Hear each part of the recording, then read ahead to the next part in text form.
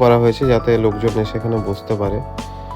এবং বাকি আমরা আরও দোকান যেদিকে আছে সেদিকে এগোচ্ছি। তখন জানতাম না যে কোথায় কি দোকান আছে, কারণ দীঘাতে অনেক বছর পর আসা। আমি তো আগেও এসেছিলাম, কিন্তু এই অনেক বছর পর যখন ছোটোবেলায় এসেছিলাম তারপর এখন আসা। পুরী আমি অনেকবার গেছি বা আমার ওয়াইফও গেছে, এখানে এসে আর ভাবছি পেট্রোলটা বসবো। ফার্স্ট দেখা।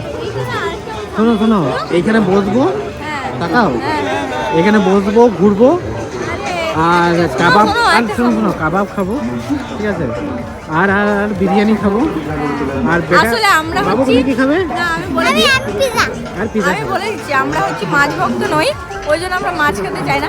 আর দীঘাতে যখন ঢুকছি হ্যাঁ, আর এইখানে বসবো, এই যে এত সুন্দর বসার জায়গা, দেখুন আমি জুম করে দেখাচ্ছি। এইদিকে এই যে তো আমরা পেয়ে গেছি আন্টি মা এদেরকে। তো প্রথমে আমরা এখানে খেতে চলে গেছিলাম বলে আমরা একটু আলাদা হয়ে গেছিলাম।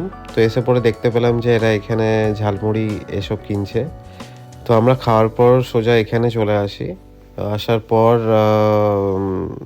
মায়ের সঙ্গে কথাবার্তা বললাম একটু, যে আমরা কোথায় গেছিলাম বা কি খেলাম, কারণ ওদেরকে একটু ইনফরমেশন দিয়ে রাখলাম, কারণ ওরাও যদি খাইতো।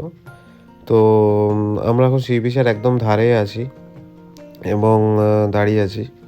তো এই কাকুটা বানাচ্ছিল ঝালমুড়ি, আর বেটু আমার একটু বদমাশি করছিল, কারণ ওর পার্টনারকেও পেয়ে গেছে, গোগলকে। তো আমরা এখন যাচ্ছি সি বিচের পাশে পাশে।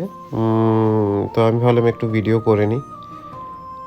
তো আমরা এখানে যাচ্ছি যখন, তখন দেখছিলাম অনেক জিনিসপত্র বসিয়ে রেখেছে, কফি থেকে শুরু করে জলও পাওয়া যাচ্ছিল, এবং খেলনার দোকান যেটা বাচ্চাদের, এবং বহু লোক এখানে বসে আছে আশেপাশে।